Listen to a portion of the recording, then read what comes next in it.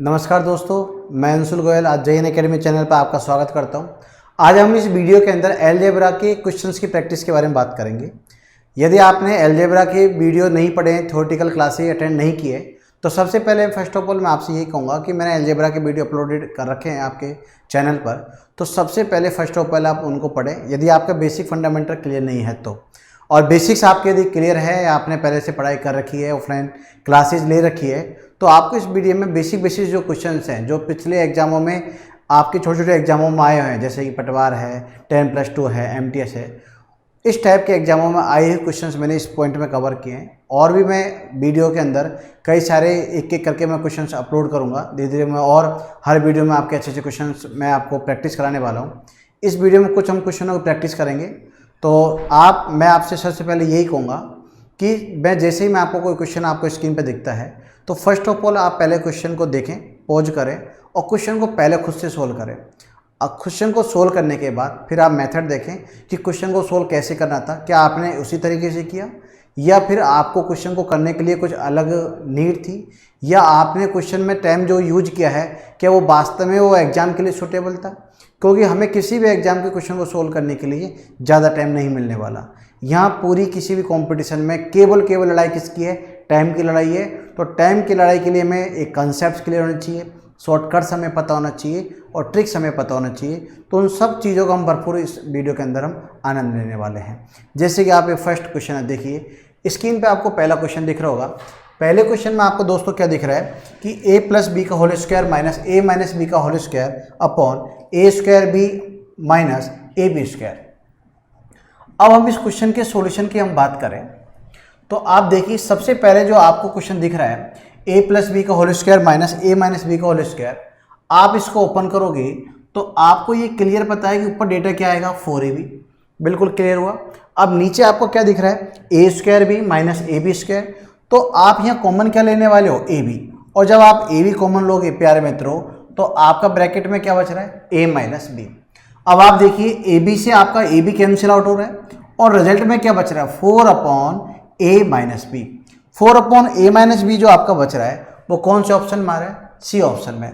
तो फाइनली आप कहोगे कि हमारा जो ऑप्शन सही है वो कौन सा ऑप्शन सही है? सी ऑप्शन सही है। तो आप इस क्वेश्चन को नोट कीजिए। फिर हम इस क्वेश्चन के बाद फिर एक नेक्स्ट क्वेश्चन देखते हैं। अब आप सेकंड क्वेश्चन देखिए। सेकंड क्वेश्चन आपको स्क्रीन पे दिख रहा है कि a की पावर 1/3 प्लस b की पावर 1/3 प्लस c की पावर 1/3 इक्वल टू 0। यदि ऐसा है तो आपसे पूछा गया है निम्न में से जो आपको चार ऑप्शन दिए गए कौन सा कथन सत्य है।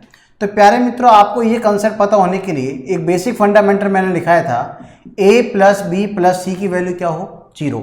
यदि a + b + c की वैल्यू 0 हो तो आपको इस बात का पता है कि a³ + b³ + c³ बराबर 3abc होता है। जब हमें इस बात का पता है तो आप यहाँ देखिए a का काम कौन कर रहा है a की पावर 1/3, b का काम कौन कर रहा है b की पावर 1/3 और c का काम कौन कर रहा है c की पावर 1/3। तो फर्स्ट ऑफ ऑल हमने जब इन बातों को लिंक बनाया तो इस बात को जब हम यहाँ पर अप्लाई करते हैं तो a की पावर 1/3 की क्यूब प्लस b की पावर 1/3 का क्यूब प्लस c की पावर 1/3 का क्यूब इक्वल टू 3 × a की पावर 1/3, b की पावर 1/3 और c की पावर 1/3। अब आप देखिए पावर से पावर कैंसिल आउट हो जाएगा और आपका result a + b + c equal to 3 की इंटू a की पावर 1/3, b की पावर 1/3 एंड c की पावर 1/3। अब आप स्क्रीन पर देख रहे होंगे इसके चारों ऑप्शनों में से ऐसा कोई सा भी ऑप्शन नहीं दे रखा। तो आपका ऑप्शन नहीं दे रखा तो आपको ऐसा ऑप्शन फिल कराना होगा।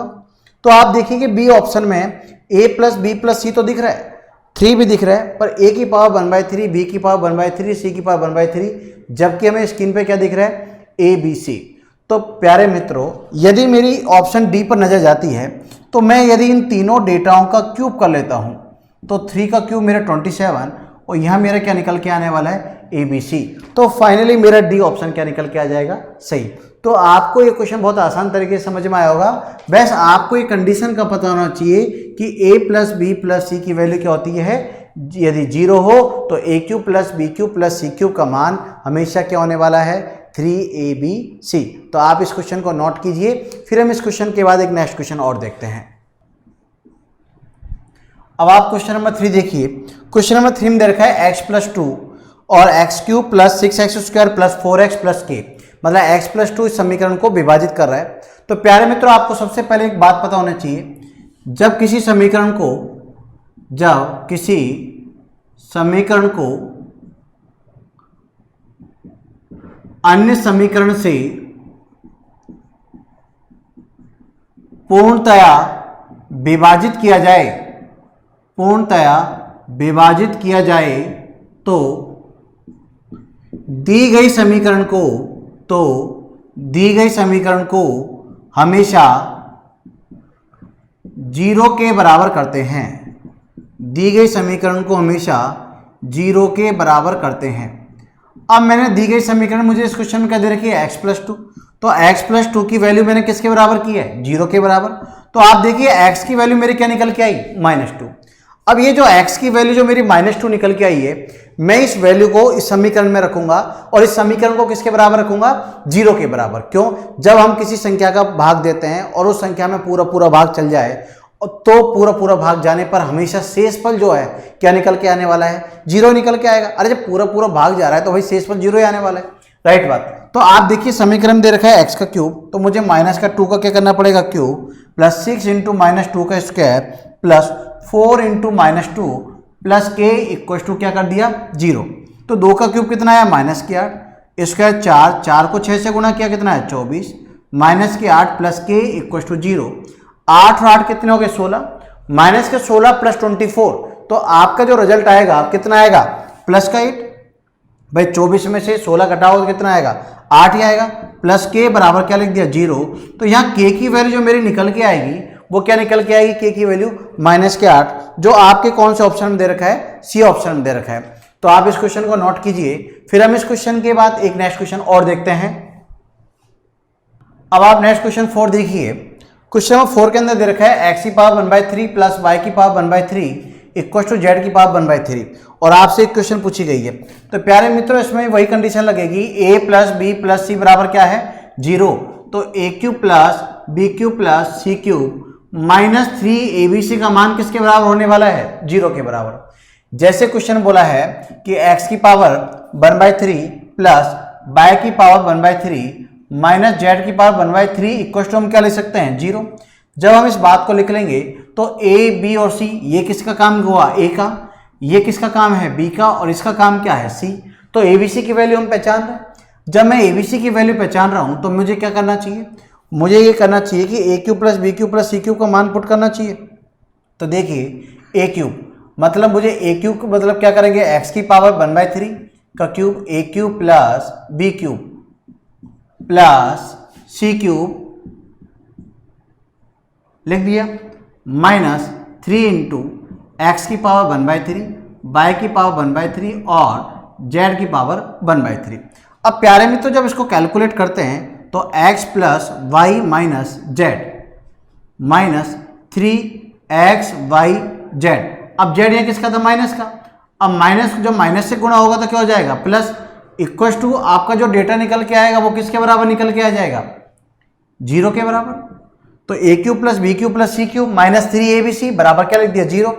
अब यदि मैं ऐसा देखता हूं तो चारों ऑप्शन में नहीं है, तो मुझे क्या करना चाहिए, तो एक काम कीजिए, इस डेटा को हम दूसरी तरफ लिख देते हैं, x plus y minus z बराबर -3xyz। अब यदि हमें ऐसा ऑप्शन हम देखते हैं तो ऐसा आपसे ऑप्शन नहीं दिया गया, पर आपसे क्वेश्चन ने क्या पूछा है, x plus y minus z का क्यूब प्लस 27xyz।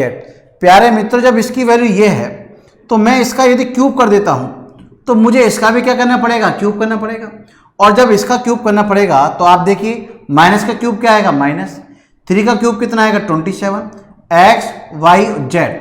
अब ये जो xyz आप करोगे क्यूब, तो जहां xyz का काम, ये जो x था पावर 1/3 था, राइट। तो पावर 1/3 था, जब आप इनका क्यूब करोगे तो किसकी फॉर्म में रह जाएगा, 27xyz की फॉर्म में रह जाएगा। भाई इनका क्यूब कर देंगे ना। अब आपको इस बात का पता लग गया कि यार x plus y minus z का क्यूब जो है वो किसके बराबर है, -27xyz के बराबर है।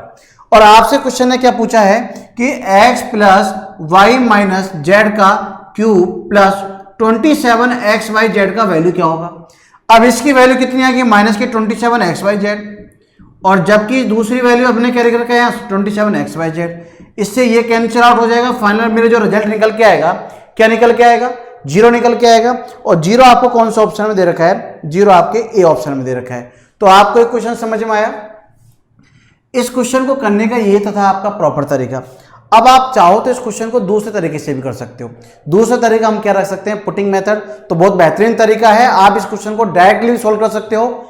इस क्वेश्चन को करने का ये था प्रॉपर मेथड जिसमें हमने इस टर्म्स को यूज किया। अब हम इस क्वेश्चन को करने के लिए मेथड 2 यूज करते हैं। मेथड 2 का मतलब है एक पुटिंग मेथड, जहां अलजेब्रा के अंदर डेटाओं को सीधा पुट करेंगे और डेटाओं के समीकरण को सेटिस्फाई करने के बाद डायरेक्टली हम आंसर निकालने की कोशिश करेंगे। जब हम इस बात को देख लेते हैं और इसका हम पुटिंग मेथड देखें, तो देखो पुटिंग मेथड क्या करेगा, आपको एक ऐसा डेटा मान मानना है जिनको मानने से डेटा सेटिस्फाई हो जाए और उनको रखने पर कैलकुलेशन बड़ी ना हो और समीकरण का हल अनंत ना हो।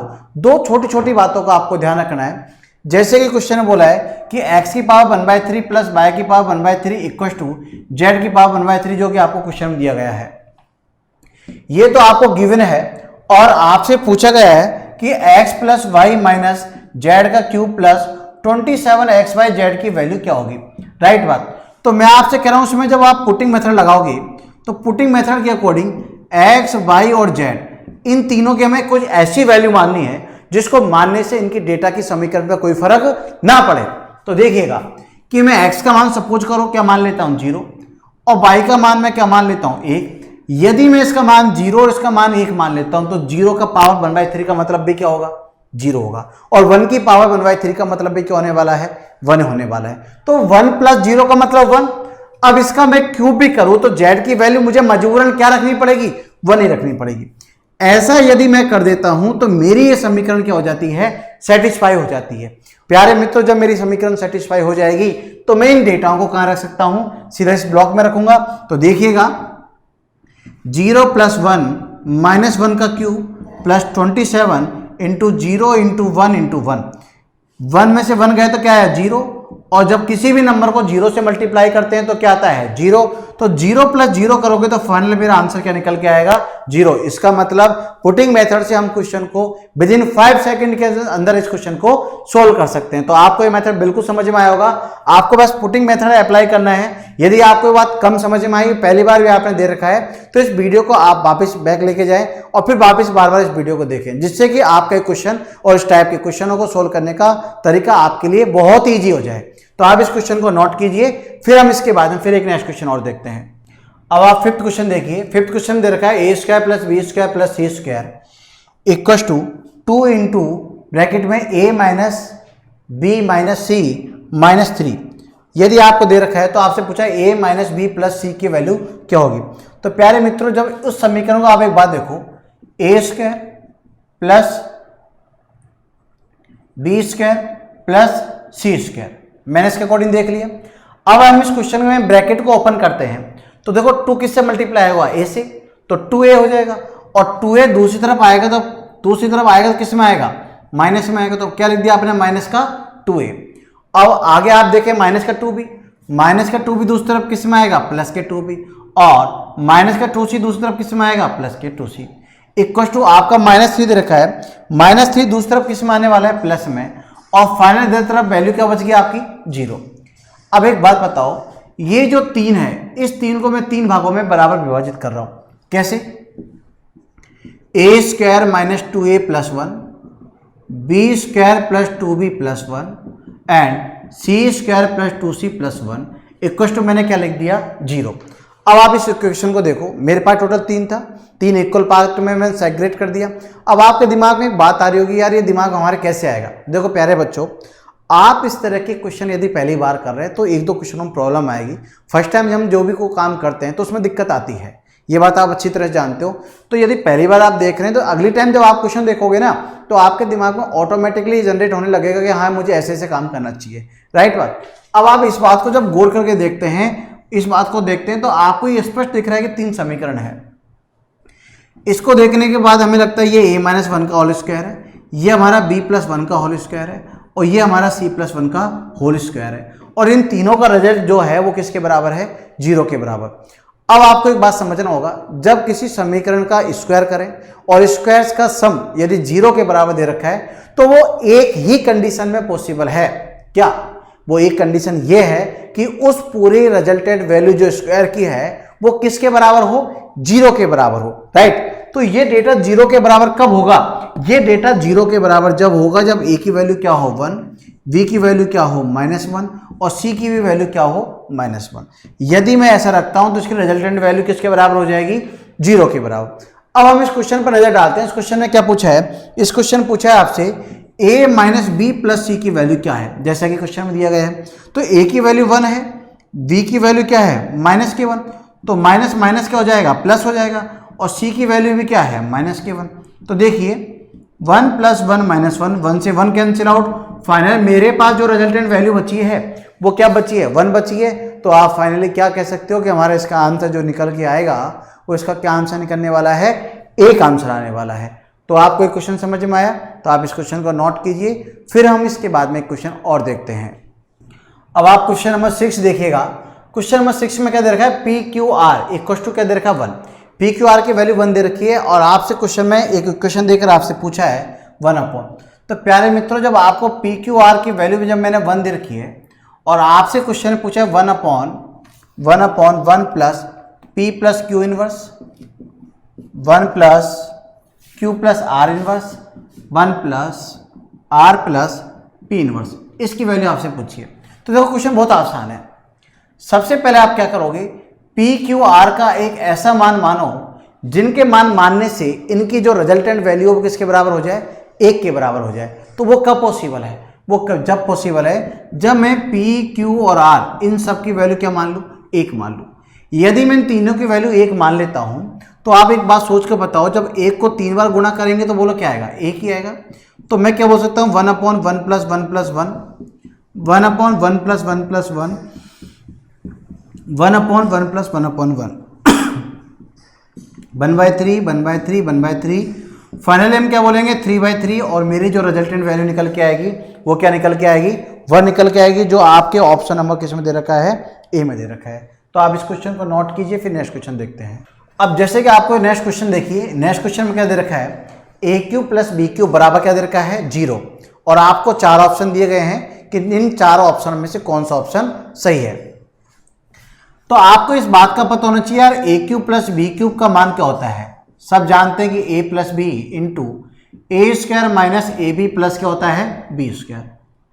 प्यारे मित्रों, इस क्वेश्चन में क्या दे रखा है? AQ प्लस BQ का मान किसके बराबर है? 0 के बराबर है। तो मैं इसकी वैल्यू किसके बराबर कर दूंगा? 0 into A plus b, A² minus AB plus B²। अब ये डेटा दूसरी तरफ जाएगा तो किसके बराबर हो जाएगा? 0। तो फाइनली बोलोगे A² plus B² minus AB, जो किसके बराबर है? 0। अब सबसे पहले हम देखते हैं ये ऑप्शन में है क्या? ये ऑप्शन में देखते हैं, ये ऑप्शन में किसी में नहीं दे रखा। तो आपको क्या करना चाहिए? ये ऑप्शन में नहीं दे रखा तो सबसे पहले हम क्या करेंगे? ऐसा कोई ऑप्शन ढूंढेंगे जिससे कि ये वैल्यू सेटिस्फाई हो जाए। देखो, मैं यदि A² plus B² minus AB तो दे रखा है, यदि मैं एक माइनस AB यहां लिख दूं और एक प्लस AB जोड़ दूं तो कोई फर्क पड़ेगा क्या? कोई फर्क नहीं पड़ेगा। पर आप इस बात को गौर करके देखें, A² प्लस B² इन दोनों को जोड़ने पर क्या हो रहा है? माइनस के 2AB। तो आप देखिए A² plus B² minus 2AB जो है वो क्या रिजल्ट है? बोलो, A माइनस B का whole square. A minus b का यदि ये होल स्क्वायर है तो आप एक बात देखो, दूसरा प्लस का AB कहां जाएगा? माइनस में। अब ऐसा कोई ऑप्शन दे रखा है तो आप देखिएगा ऐसा भी ऑप्शन आपको नहीं दे रखा। अब यदि आप यहां से स्क्वायर हटा देते हैं तो स्क्वायर हटाने पर आप इस बात को देखिए कि आपका result root of minus AB आ जाता है, जैसा कि इस ऑप्शन में नहीं दे रखा। बिल्कुल आपका कोई ऑप्शन मैच नहीं कर रहा। तो ये कोई जरूरी नहीं है कि मैंने जो माइनस AB का होल स्क्वायर बनाया वो बने। आप यदि इसके गौर करके यदि चारों ऑप्शनों को देखें तो हर ऑप्शन में A प्लस बी बराबर दे रखा है। तो मैंने चलाकर आपको यहाँ A माइनस बी का होल स्क्वायर इसलिए बनाया है कि सबसे पहले जब कभी क्वेश्चन एग्जाम में आ जाता है तो आपको सबसे पहले इस बात पर ध्यान देना है कि ऑप्शन कैसे हैं। यदि ऑप्शन में मूवमेंट प्लस की तरह है तो माइनस के लिए क्यों सोच रहे हैं? तो आप ध्यान रखिएगा, ये मेथड जो मैंने अप्रोच की है ये काम मैं जब करूंगा जब मुझे ये नहीं पता लग पा रहा कि मेरे ऑप्शन में क्या दे रखा है। तो आप क्वेश्चन के साथ साथ ऑप्शन भी जरूर देखें, वरना आप इस तरह की गलती करके फिर दोबारा a प्लस बी का होल स्क्वायर चेक करोगे, इतना टाइम हमारे एग्जाम में नहीं रहता।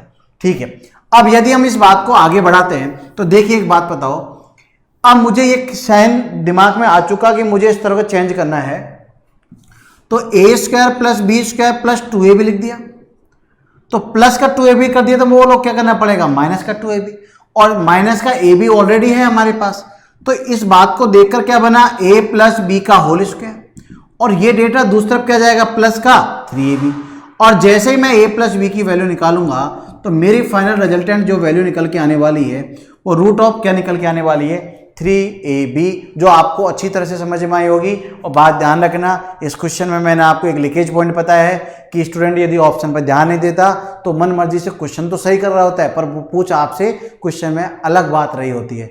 तो आप ऑप्शन पर जरूर नजर डाल लें, वरना प्यारे बच्चों आप जैसे मैंने अभी आपको बताया ऐसी गलती आप जरूर करोगे। तो आप इस क्वेश्चन को नोट करें, फिर हम नेक्स्ट क्वेश्चन का सॉल्यूशन देखेंगे। अब जैसे कि आप क्वेश्चन नंबर 8 देख रहे हैं, 8 में दे रखा है x की वैल्यू जो दे रखी है 11 दे रखी है, और आपसे एक इक्वेशन का मान पूछा है x बराबर 11, इक्वेशन क्या पूछी है, x की पावर 5 माइनस 12x की power 4 plus 12x cube minus 12x square plus 12x minus 1 का मान क्या है। एक बात बताओ, क्या इसमें x की वैल्यू 11 अपन रखते हैं तो इस क्वेश्चन को कैलकुलेट करना प्रैक्टिकली पॉसिबल है क्या? भाई 11 को पावर जो 5 है वो गुणा करने में काफी टाइम लग जाएगा। आप एक बात को गौर करके देखो, यदि मैं इस क्वेश्चन पे ध्यान देता हूं तो आप एक बात बताइए, इन दोनों बातों को देखने के बाद पावर आपकी कॉमन क्या दिख रही है, 4। यदि मैं पावर 4 कॉमन लेता हूं, अंदर क्या बचता है, x माइनस 12, जहां x की वैल्यू क्या है 11, 11 में 12 गया तो कितना है -1, तो x की पावर 4 -1 प्लस 12x क्यूब। जैसे कि मैं इसको देखता हूं, अब इन दोनों में कॉमन क्या आ रहा है, x क्यूब कॉमन आ रहा है, माइनस के x प्लस क्या आ गया 12, अब यहां इसकी वैल्यू कितनी आ गई 11, तो फाइनल मेरा बचा क्या, x क्यूब। x क्यूब के साथ मैंने क्या उतारा, माइनस के 12x स्क्वायर, ऐसे मेरे कॉमन क्या लेंगे 12x square, x square common लोगे तो x माइनस क्या आएगा 12, जहां x की वैल्यू क्या रखोगे 11, वापिस आपका क्या आएगा -1, तो -1 आएगा तो क्या बोलने वाले हो, माइनस के x स्क्वायर, माइनस के x स्क्वायर के साथ वापिस आप क्या लिखने वाले हो आप 12x जैसे आप लिखोगे तो x कॉमन आप लोगे तो अंदर क्या बचेगा, माइनस के x प्लस 12, जहां x की वैल्यू कितनी आ रही है आपकी 11 रखने पर इसकी जो रिजल्टेंट वैल्यू आएगी वापस क्या निकल के आएगी 1, तो 1 को x से मल्टीप्लाई करोगे तो क्या आएगा x। जब आप इस बात को सोल्व कर लेते हैं तो x के बाद आपका यहां बचा क्या, यहां बचा -1, जहां x की वैल्यू क्या है प्यारे मित्रों 11, और 11 में से 1 गया तो आपका आंसर क्या आया 10। तो आपको क्वेश्चन भी आसानी से समझ में आया होगा। बस आपके दिमाग में ये परफॉर्मेंस सेट होना चाहिए कि मुझे करना क्या है। स्टूडेंट क्या गड़बड़ी कर देते हैं, यहाँ से वैल्यू रखना शुरू कर देते हैं और क्वेश्चन को बहुत लेंथी बना देते हैं, या डेटा सीधा x की वैल्यू 11 रख देते हैं, जहाँ डेटा कैलकुलेशन वाइज बहुत कॉम्प्लेक्स बन सकता है। क्वेश्चन आप सोल्व कर सकते हो, पर एग्जाम के पॉइंट ऑफ व्यू से ये आपके लिए फेथफुल नहीं है। तो आप इन छोटे छोटे फंडामेंटलों को जरूर ध्यान रखें, जिससे कि आपके साथ कोई गड़बड़ी ना हो, कोई भी घटना घटित ना हो। ठीक है, तो आप इस क्वेश्चन को एक बार नोट कीजिए, फिर हम एक क्वेश्चन और देखते हैं इसके बाद। अब आप नेक्स्ट क्वेश्चन देखिए, क्वेश्चन नंबर 9 में दे रखा है a plus B plus 1 equal to 0, और पूछा है a cube plus B cube plus 1 minus 3ab का मान क्या होगा। तो ये बात तो हम ऑलरेडी जानते हैं कि a plus B plus c equal to यदि 0 हो तो a cube plus B cube plus C cube minus 3abc का मान जो निकल के आएगा, क्या निकल के आएगा 0 आएगा। यहां इस क्वेश्चन में c की वैल्यू क्या दे रखी है, 1 प्रेजेंट कर रखी है। तो प्यारे मित्रों, जब a प्लस बी प्लस 1 की वैल्यू 0 है तो मुझे c की जगह क्या रख देना चाहिए, 1 रख देना चाहिए। अब जब मैं c की जगह में 1 रखूंगा तो मेरा क्या रिजल्ट बनेगा कि a cube plus B cube plus 1 minus 3 into ab into 1 equal to 0, और फाइनली मैं बोलने वाला हूं कि a cube plus B cube plus 1 minus 3ab की वैल्यू क्या हो जाएगी, 0 निकल के आएगी। तो ये आपका आंसर आएगा 0, और 0 आपका ऑप्शन किस में दे रखा है, बी ऑप्शन में दे रखा है। अब क्वेश्चन नंबर आप 10 देखिए, क्वेश्चन नंबर 10 में दे रखा है x plus y plus z equal to 15, और पूछा गया है x माइनस 4 का क्यूब, y माइनस 5 का क्यूब प्लस z माइनस 6 का क्यूब। प्यारे मित्रों, जब x plus y plus z की वैल्यू आपको 15 दे रखी है तो क्वेश्चन में डिमांड किया आपसे x माइनस 4 का क्यूब प्लस y माइनस 5 का क्यूब प्लस z माइनस 6 का क्यूब की वैल्यू आपसे पूछ रहा है। तो आप थोड़ा इस पॉइंट पर गौर करके देखें। एक बार बताओ, ये जो 15 है, क्या इसको मैं ऐसा लिख सकता हूं क्या, x minus 4 plus y minus 5 plus z minus 6 equal to 0। आप देखो 4 5 9 9 6 15। आप बोलोगे दिमाग में कैसे आया? ये बात मेरे दिमाग में इस बात को देखकर आई। अब आप जब इस बात को देख रहे हैं तो आपको ये बात भी समझ में आ रही होगी, ये डेटा ए का काम कर रहा है, ये डेटा बी का काम कर रहा है, और ये डेटा किसका काम कर रहा है, सी का। तो A plus B plus C की वैल्यू क्या है, 0। और जब A plus B plus C की वैल्यू 0 है तो A cube plus B cube plus C cube की वैल्यू क्या होगी, 3abc। तो A cube plus B cube plus की वैल्यू 3abc होगी, जहां ए का काम हमारा x माइनस 4 ने किया, b का काम y माइनस 5 ने किया, और c का काम z माइनस 6 ने किया। तो आप देखिए ये कौन से ऑप्शन दे रखा है। यदि हम इसके ऑप्शन की बात करें तो ये आपके ऑप्शन नंबर बी में दे रखा है। तो आपका कौन सा ऑप्शन सही होगा, बी ऑप्शन सही होगा। तो आप इस क्वेश्चन को नोट कीजिए, फिर हम नेक्स्ट क्वेश्चन देखते हैं। जैसे क्वेश्चन नंबर 11 आपको स्क्रीन पर दिख रहा है, क्वेश्चन नंबर 11 में क्या दे रखा है, x equal to 4ab upon a plus B दे रखा है, और आपसे पूछा गया है x plus 2a upon x minus 2a plus y x plus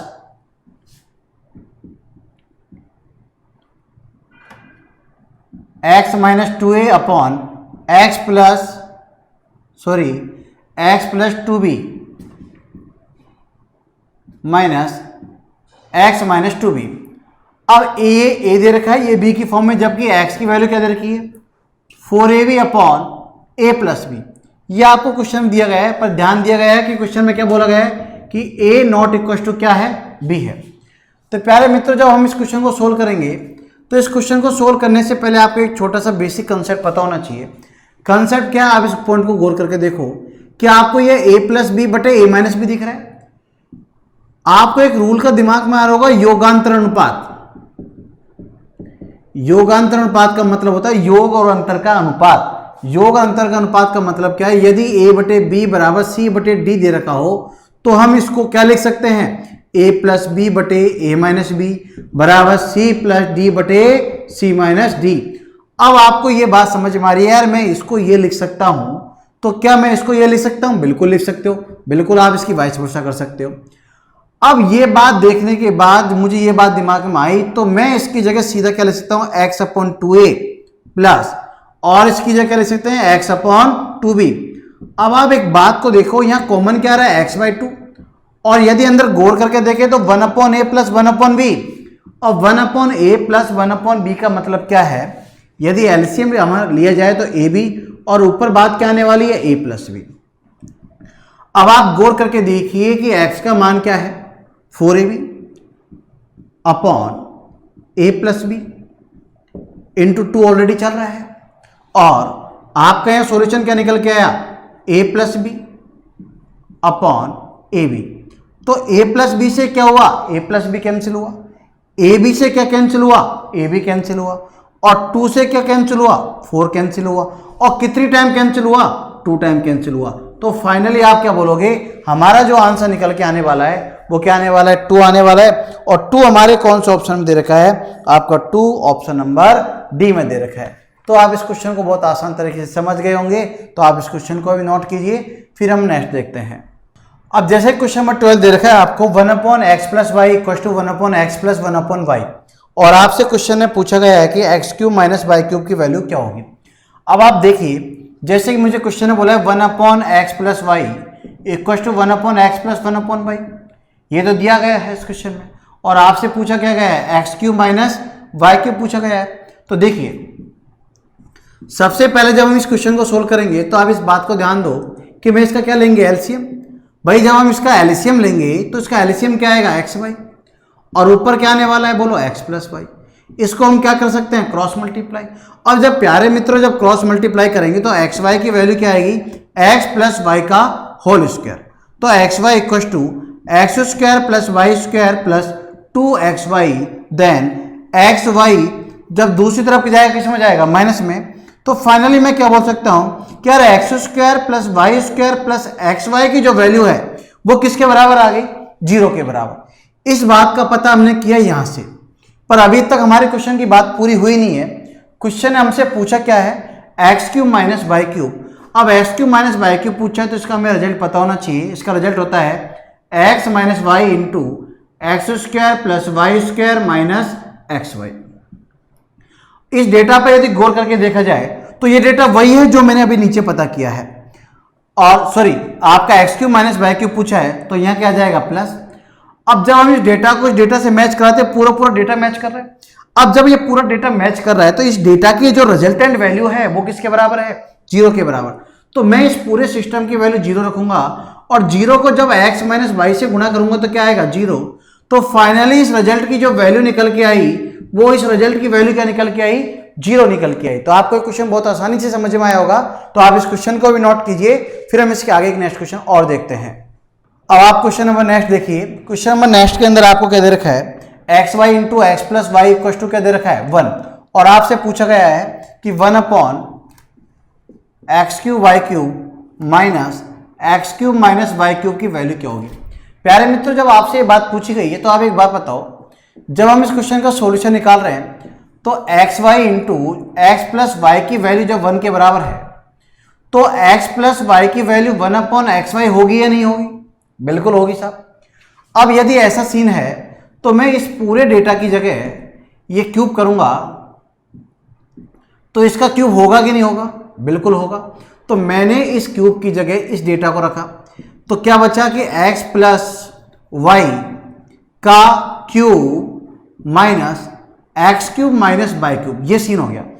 अब इसको हम ओपन करते हैं, इसको ओपन करें तो x cube plus y cube plus 3xy into x plus y minus के एक्स क्यूब और माइनस के वाई क्यूब। तो एक्स क्यूब से एक्स क्यूब, वाई क्यूब से वाई क्यूब। और यदि इस वैल्यू पर गौर करके देखा जाए तो इस वैल्यू की जो वैल्यू दे रखी है वो किसके बराबर है, 1 के बराबर, जो कि क्वेश्चन में गिवन है। अब यदि ये क्वेश्चन में गिवन है तो 3 को 1 से मल्टीप्लाई करो और मेरा फाइनल वैल्यू क्या निकल के आ जाएगा, 3 निकल के आ जाएगा। तो प्यारे मित्रों, आपको इन क्वेश्चनों को करने में बिल्कुल मजे आ रहे होंगे, पर इस बात को मैं बार बार रिपीट कर रहा हूं, यदि आपने थ्योरेटिकल पार्ट नहीं पढ़ा है तो प्लीज पहले आप पिछले वीडियो को जरूर देखें, क्योंकि आपके कंसेप्ट क्लियर होंगे तो न्यूमेरिकल क्वेश्चनों की प्रैक्टिस आप बहुत आसानी से कर रहे होंगे। तो आपने नहीं देखा है तो पहले आप जरूर उनको देखें। इस क्वेश्चन को नोट करने के बाद फिर हम एक नेक्स्ट क्वेश्चन और देखते हैं। जैसे कि आप नेक्स्ट क्वेश्चन देखेंगे, एक्स की वैल्यू दे रखी है 2√6 अपॉन √3 प्लस √2 और आपसे पूछा गया है x plus √2 upon x minus √2 plus x plus √3 बटे एक्स माइनस √3। तो प्यारे मित्रों, इसके अंदर भी आपको क्या दिख रहा है, योगांतर अनुपात। और जब योगांतर अनुपात दिख रहा है तो आप अच्छी तरह जान रहे हो कि a बटे बी बराबर सी बटे डी को a प्लस बी बटे ए माइनस बी बराबर सी प्लस डी बटे सी माइनस डी लिख सकते हैं। जब आप इस बात को क्लियर कर चुके हैं तो आप बताओ, जब उस बात को देखने के बाद आपके दिमाग में क्या बात आएगी। तो सबसे पहले हम इसको x बटे √2 और उस बात को क्या लिखेंगे, x बटे √3, जो कि आपका क्वेश्चन दे रखे हैं। यहां यदि इसका एलसीएम लिया जाए तो x तो कॉमन आएगा और एलसीएम आपका जो निकल के आएगा वो क्या निकल के आएगा, बोलो √6। और यदि ऊपर कैलकुलेट करें तो √3 प्लस √2। अब आप इस क्वेश्चन में देखिए कि x की वैल्यू दे रखी है तो x की वैल्यू 2 इंटू √6 अपॉन √3 प्लस √2 और √3 प्लस √2 अपॉन √6 आपको दिख रहा है। तो √6 से √6 कैंसिल आउट, इस डेटा से ये डेटा कैंसिल आउट।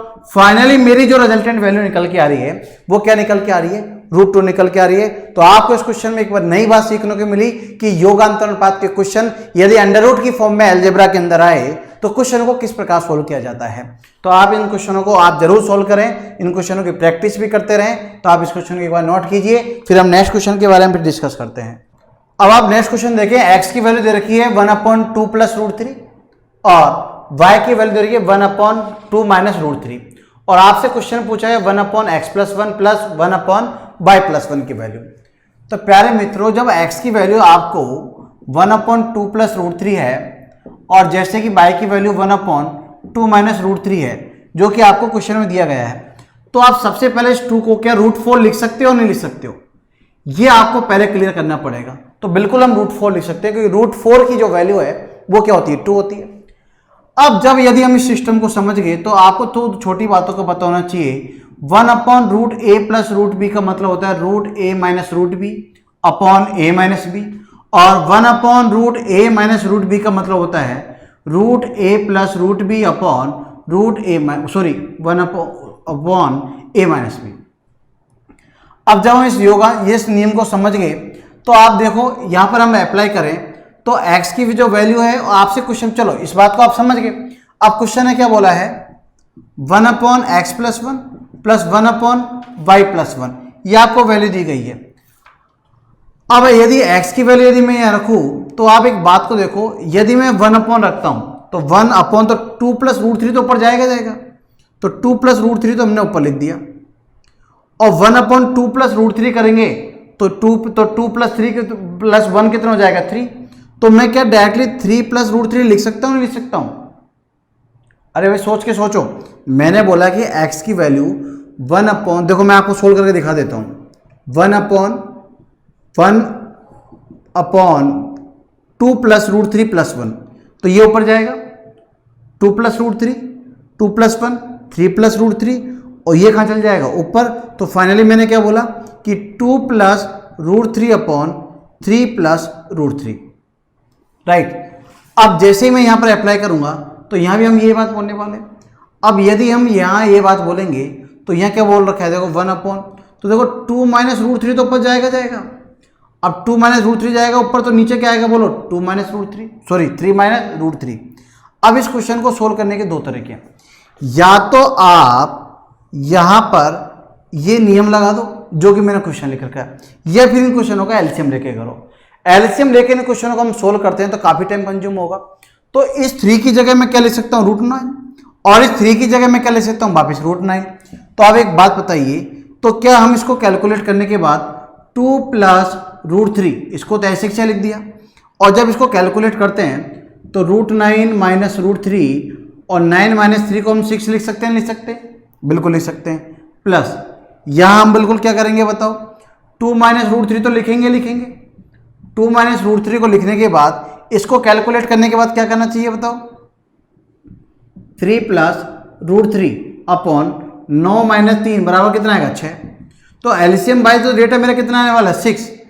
अब आप बताओ √9 की जो वैल्यू थी वो किसके बराबर थी 3 के बराबर, तो यहां तो मैंने 3 लिख ही दिया। तो प्यारे मित्रों बताओ 2 को 3 से गुणा करेंगे कितना आएगा 6, 2 को वापिस √3 से गुणा किया है तो कितना है माइनस के 2 √3, √3 को 3 से गुणा करेंगे तो बोलो कितना आएगा प्लस के 3 √3, √3 को जब √3 से गुणा करेंगे तो कितना आने वाला है 3। अब हम आगे देखते हैं, 2 को वापिस 3 से गुणा करेंगे कितना आएगा 6 प्लस 2 √3 को इससे गुणा किया तो माइनस के 3 √3 प्लस माइनस के 3। अब आप एक बात बताओ, माइनस के 2 √3 और प्लस के 2 √3 कैंसिल आउट, 3 √3 पॉजिटिव माइनस के 3 √3 नेगेटिव कैंसिल आउट। तो ये क्या है प्लस का 6, 3 और माइनस के 3 क्या हो 6 से 6 कैंसिल आउट। यदि देखा जाए तो ऊपर क्या बच रहा है 6, और 6 को जब 6 से डिवाइड करेंगे तो कितना रिजल्ट आ रहा है 1, और 1 यदि हम देखते हैं तो 1 हमारे कौन से ऑप्शन में है, 1 हमारे ऑप्शन बी के अंदर अवेलेबल है। तो आपको क्वेश्चन समझ में आया। आप इस क्वेश्चन को एक बार लिखने के बाद एक बार और सॉल्व करें, आपको बस इस सिस्टम के बारे में पता होना चाहिए। तो यदि आपको ये पॉइंट पता है तो बस बाकी कैलकुलेशन है, कैलकुलेशन करने में आपको कोई दिक्कत नहीं आएगी। आप इन क्वेश्चन को दोबारा एक बार ट्राई करें। इस क्वेश्चन के अंदर मैंने आपके 15 क्वेश्चन कवर किए हैं। नेक्स्ट वीडियो के अंदर फिर हम नेक्स्ट क्वेश्चन आप देखेंगे आगे के। तो सबसे पहले एक छोटा सा टास्क है जो आपके 15 क्वेश्चनों का, आप पहले इनके विवरण को समझें, मेथड समझें। आपको यदि कम समझ में आए तो वीडियो का बार बार पॉज करके देखें। जब आपके क्वेश्चन अच्छी तरह समझ में आ जाते हैं तो आप क्वेश्चन को देखने के बाद पॉज करके क्वेश्चन को खुद से सोल्व करें, प्रॉपर आप नोट्स बनाएं, और इस तरह के आगे क्वेश्चन हम नेक्स्ट वीडियो के अंदर देखेंगे। नेक्स्ट वीडियोज आपके साथ रेगुलर बने रहें, इसलिए आप सबसे पहले यदि चैनल को सब्सक्राइब नहीं किया है तो सब्सक्राइब जरूर करें, शेयर करें, अपने दोस्तों के साथ लिंक शेयर करें, फेसबुक पेज पर शेयर करें, जिससे कि आपका ये जो मैटर जो मैं आपको दिया